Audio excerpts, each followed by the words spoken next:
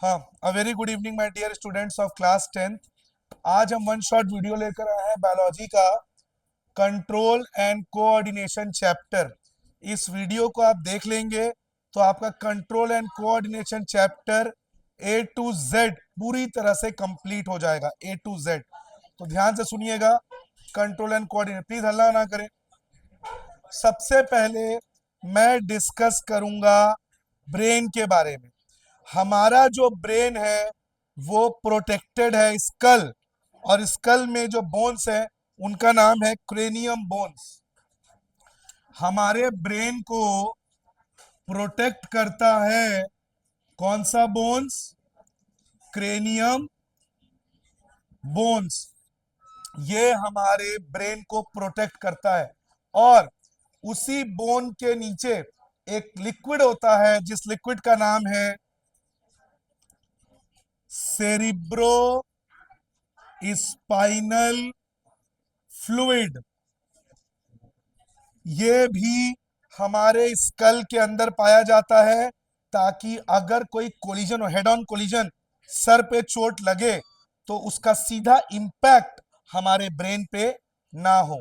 तो हमारे ब्रेन को क्रेनियम बोन्स प्रोटेक्ट करता है और उसके अंदर पाया जाने वाला सेरिब्रो स्पाइनल फ्लूइड, ये हमारे ब्रेन को प्रोटेक्ट करता है।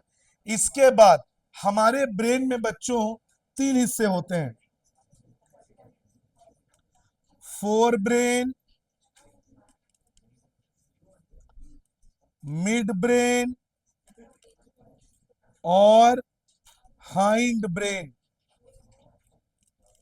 हमारे ब्रेन के ये तीन पार्ट्स होते हैं: फोर ब्रेन, मिड ब्रेन और हाइंड ब्रेन। ठीक है। अब हमारे जो ब्रेन है, ये जो अलग अलग ब्रेन्स के पार्ट हैं, ये अलग अलग कामों के लिए स्पेशलाइज्ड हैं। जैसे फॉर एग्जांपल अगर मैं बात करूं फोर ब्रेन, इसमें पाया जाता है बच्चों सेरिब्रम, जिसमें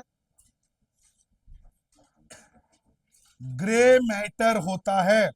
यानी हमारा जो ब्रेन है उसके अंदर जो सेरिब्रम वाला पार्ट है उसको ग्रे मैटर भी कहते हैं। और लर्निंग, मेमोराइजिंग, थिंकिंग, इंटेलेक्ट, इन सब के लिए हमारा सेरिब्रम रेस्पॉन्सिबल है। फिर रिपीट कर दूं: मेमोराइजिंग, लर्निंग, इंटेलेक्ट, सोचना समझना, प्लानिंग, थिंकिंग, इन चीजों के लिए ब्रेन का कौन सा पार्ट रेस्पॉन्सिबल है? सेरिब्रम, जिसके अंदर पाया जाता है आपका ग्रे मैटर। इसके बाद हमारा जो मिड ब्रेन है, इसमें एक पी शेप्ड ग्लैंड है जिसको एक बार पॉज करना। हमारे मिड ब्रेन में पाया जाता है पी शेप, मटर के शेप का ग्लैंड, जिसको कहते हैं पिट्यूटरी ग्लैंड। और ये जो पिट्यूटरी ग्लैंड है बच्चों, ये एंडोक्राइन सिस्टम का पार्ट है। और ये बहुत सारे जो पिट्यूटरी ग्लैंड है, it is the master gland of the body because it oversee the different functions of glands, कि बाकी ग्लैंड्स अपना काम ठीक से करते हैं नहीं।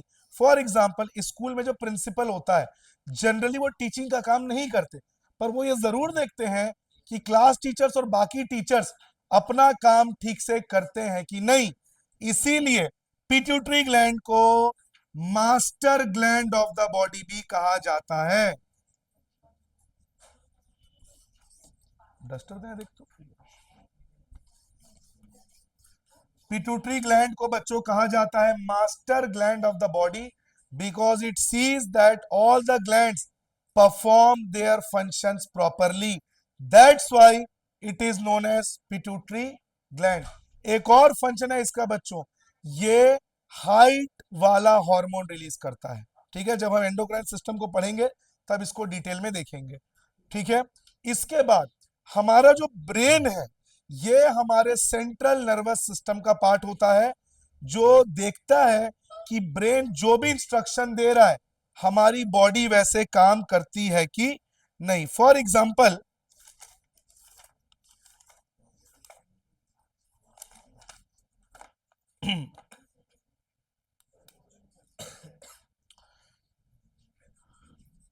Peri peripheral nervous system, peripheral nervous system का क्या काम है? ये देखना कि हमारा जो सेंट्रल नर्वस सिस्टम है, the communication between the central nervous system and other parts of the body. For example, जो मेरा सेंट्रल नर्वस सिस्टम है, इसमें ब्रेन है, नर्वस सिस्टम है यानी जो नर्व्स है going all through the body, मेरा स्पाइनल कॉर्ड, इसका कम्युनिकेशन बॉडी के साथ, जैसे फॉर एग्जांपल यहाँ पे चेयर है, मेरी आंखों ने इस चेयर को देखा, मैंने इसको उठा के यहाँ रखा, तो जो कम्युनिकेशन हुआ, आंखों ने चेयर को देखा, ब्रेन तक इंस्ट्रक्शन गया, ब्रेन ने सॉरी हमारे फोर आर्म्स के मसल्स को इंस्ट्रक्शन दिया कि प्लीज अपलिफ्ट द चेयर। तो ये जो सारा काम हुआ, जो सारा कम्युनिकेशन हुआ, ये देखने की जिम्मेदारी पेरीफेरल नर्वस सिस्टम की होती है। The main function of peripheral nervous system is to see that there is a proper communication between the central nervous system, that is the brain, spinal cord, with the muscles and bones of the body or with the skeletal system. तो proper communication देखने की जिम्मेदारी किसकी है? Peripheral nervous system. और मैंने उसके बाद आपको पहले ही बता दिया बच्चों, जो फोर ब्रेन है ये main thinking part of the brain है, थिंकिंग, लर्निंग, मेमोराइजिंग, सबके लिए फोर ब्रेन का सेरिब्रम वाला पार्ट जो ग्रे मैटर है वो रेस्पॉन्सिबल है। इसके अलावा the sensation of feeling full, हमारा पेट भरा हुआ है, इसकी फीलिंग भी फोर ब्रेन से आती है।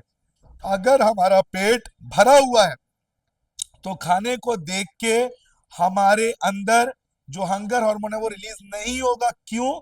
बिकॉज हमारे फोर ब्रेन ने ये सिग्नल दे दिया है कि हमारा पेट भरा हुआ है, आवर एपेटाइट इज फुल। इसके बाद दो प्रकार के एक्शन होते हैं बच्चों, वॉलेंटरी और इनवॉलेंटरी।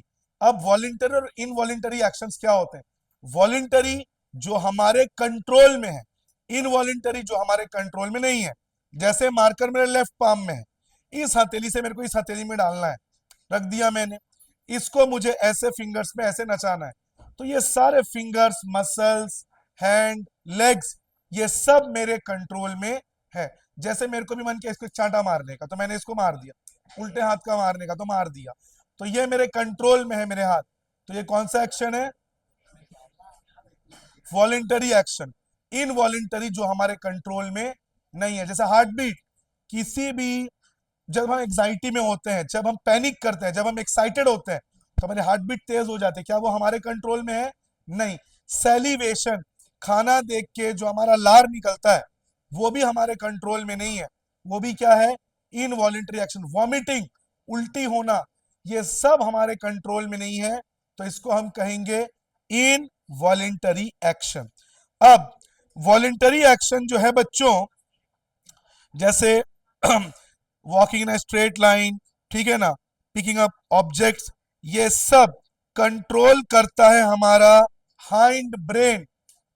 हाइंड ब्रेन कंट्रोल करता है हमारा वॉलेंटरी एक्शंस। जैसे मैंने आपको एग्जांपल दिया, walking in straight line, maintaining posture of our body, ये सब वॉलेंटरी एक्शंस को कंट्रोल करता है हाइंड ब्रेन। और कौन सा पार्ट? सेरिबेलम।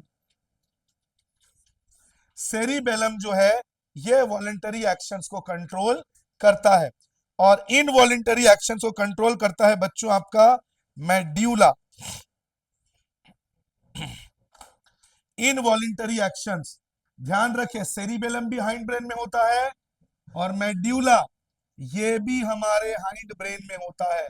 और इसके कंट्रोल, एक बार चेक करते पूरा कवर हो रहा है कि नीचे वाला, इन लोग का सर आ जा रहा है बीच में, है कुछ नहीं आ रहा है, मेड्यूला आ रहा है। Involuntary actions, heartbeat, blood pressure, these are not in our control, so these are controlled by medulla। और वॉलेंटरी इनवॉलेंटरी दोनों ही कंट्रोल किया जाता है हाइंड ब्रेन से। हाइंड ब्रेन का सेरिबेलम कंट्रोल करता है वॉलेंटरी और मेड्यूला कंट्रोल करता है इनवॉलेंटरी actions.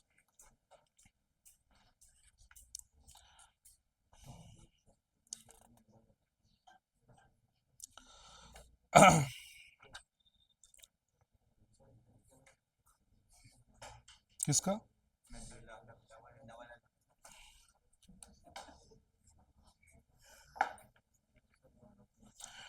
और brain is the main coordinating centre of our body. ये भी ध्यान रखिएगा बच्चों, brain is the main coordinating centre of our body. और ब्रेन जो है ये हमने ब्रेन के बारे में डिस्कस किया. और मैंने जो आपको वीडियो बताया था उसमें मैंने आपको बताया था ह्यूमन ब्रेन का डायग्राम बहुत इंपॉर्टेंट है. इस चैप्टर में ह्यूमन ब्रेन का डायग्राम और नर्वस न्यूरॉन का डायग्राम, ये दोनों डायग्राम आपको प्रैक्टिस करना है, which is very very important. Pause करो, पॉज करो. हाँ, अब हम लोग बच्चों डिस्कस करेंगे एंडोक्राइन सिस्टम. तुम लोगों को चुप रहने बोला गया है. सबसे पहले हम डिस्कस करेंगे ह्यूमन हार्मोन्स, उसके बाद डिस्कस करेंगे प्लांट हार्मोन. सबसे पहले ये जो मैं पढ़ाने जा रहा हूं ये इस चैप्टर का सबसे क्रिटिकल पार्ट है, तो बहुत ध्यान से देखिएगा. सबसे पहला ग्लैंड पिट्यूटरी ग्लैंड से रिलीज होता है ग्रोथ हार्मोन, जिसका काम है फंक्शन हाइट बढ़ाना.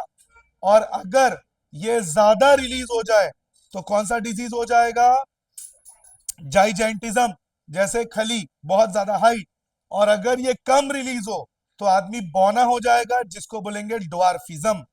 दूसरा, पैंक्रियाज ग्लैंड से रिलीज होता है इंसुलिन हार्मोन, जिसका काम है शुगर लेवल को कंट्रोल करना. और अगर इंसुलिन कम रिलीज हो तो कौन सी बीमारी हो जाएगी? डायबिटीज. टेस्टिस, टेस्टिस से रिलीज होता है टेस्टोस्टेरॉन, जो मेल्स के लिए, मेल के लिए सेकेंडरी सेक्सुअल कैरेक्टर डेवलप करता है, जैसे growth of beard, growth of moustache, growth of hair in private areas और आवाज का भारी होना. ठीक है, इन सब के लिए कौन रेस्पॉन्सिबल है? टेस्टोस्टेरॉन. और ये कहां से रिलीज होता है? टेस्टिस से. ओवरी, ओवरी जो है यहां से रिलीज होता है फीमेल का हार्मोन ऑस्ट्रोजन, जो फीमेल्स के सेकेंडरी सेक्सुअल कैरेक्टर्स के लिए डेवलप है, सॉरी रेस्पॉन्सिबल है. जैसे मेंस्ट्रुअल साइकिल, जो फीमेल्स में पीरियड शुरू होते हैं, आवाज का थिन होना, ग्रोथ ऑफ चेस्ट या ब्रेस्ट एरिया, ये सब सेकेंडरी सेक्सुअल कैरेक्टर्स के लिए कौन रेस्पॉन्सिबल है? ऑस्ट्रोजन. इसके बाद थायराइड ग्लैंड, जो हमारे गले के पास प्रेजेंट होता है, इससे रिलीज होता है थायरॉक्सिन हार्मोन, जो हमारे बॉडी के मेटाबॉलिज्म में खाने को हजम करने में काम आता है.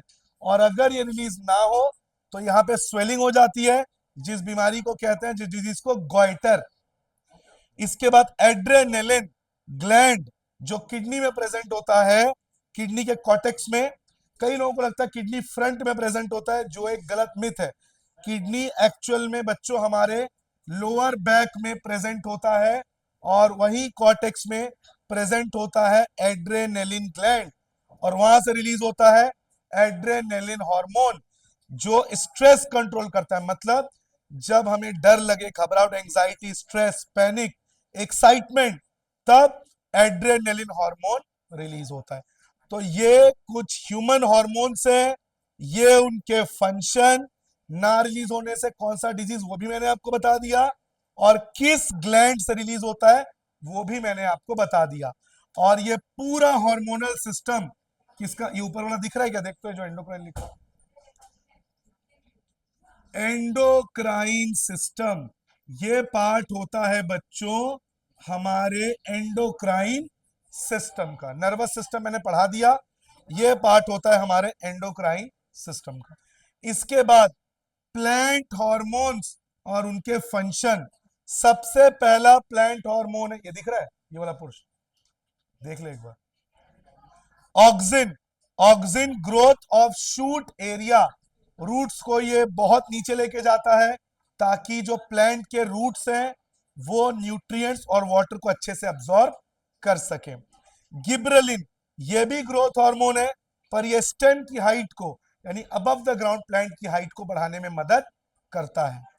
Cytokinin rapid cell division, rapid मतलब वेरी फास्ट, ये फलों और बीजों के अंदर, सीड्स के अंदर पाया जाता है, जो सेल को बहुत तेजी से डिवाइड, अपना पढ़ना, बहुत तेजी से डिवाइड होने में हेल्प करता है।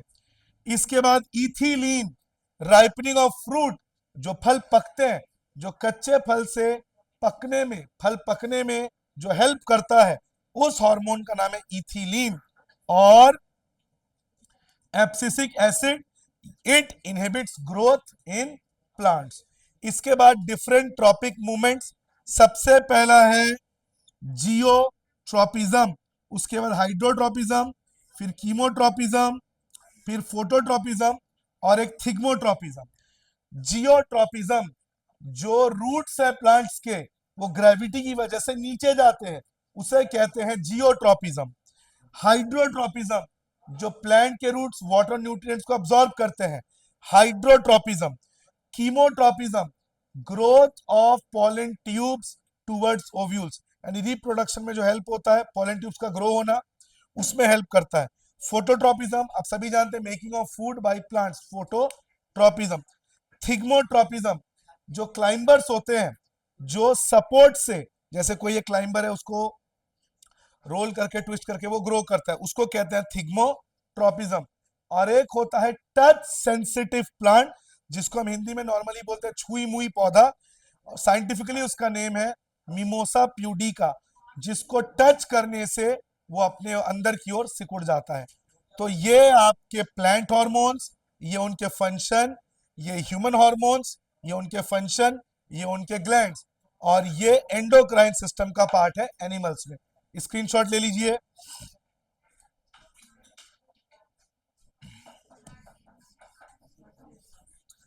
मैंने डिफरेंस लिखवाया था क्या एंडोक्राइन सिस्टम और नर्वस सिस्टम का? बोला कर लिखवाया हूँ, उसको बोलना। तो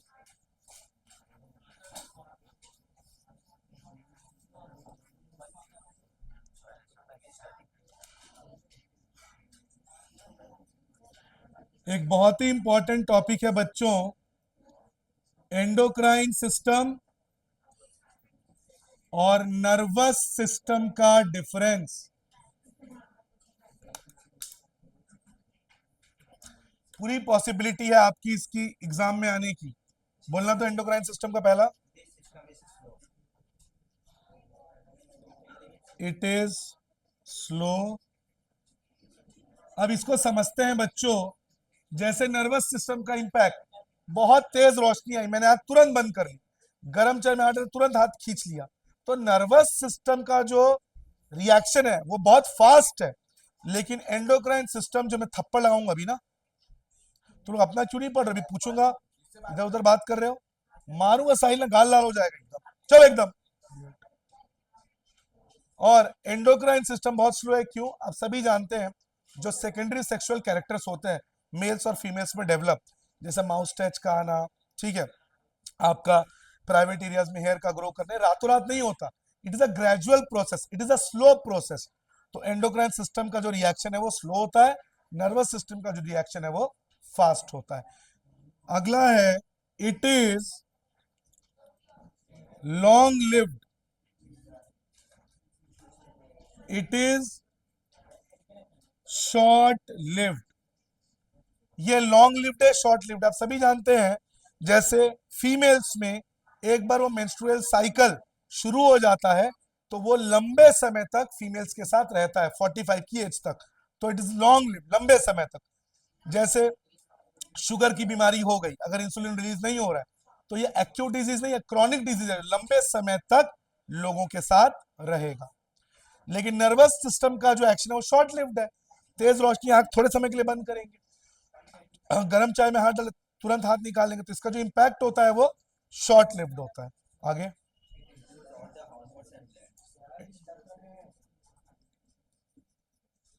मैं वीडियो बना रहा हूँ, डिस्टर्ब करोगे ना बहुत मार मारूंगा, बोल रहा हूँ, एकदम चुप रहो एकदम। It includes all hormones and glands, और इसमें it includes brain,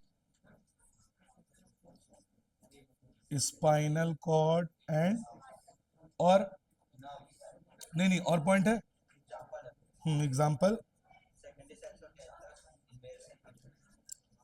secondary sexual characters in males and और इसका